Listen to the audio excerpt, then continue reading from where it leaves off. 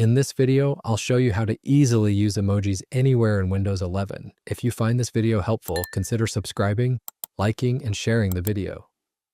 Windows has a built-in emoji keyboard, and it's perfect for adding some personality to your messages and documents.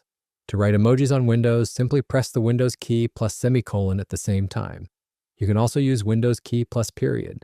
This emoji panel will open with your most recently used emojis right at the top for quick access. If you want to see all the emojis available, simply click on the main emoji icon here. And now you can browse through and see all the different emojis available on Windows. You can also click on the categories at the top to see different types of emojis.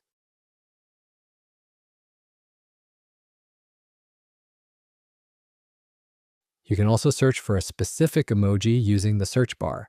And finally, you can use an emoji by simply clicking on the one you like, and it will appear right where you are typing.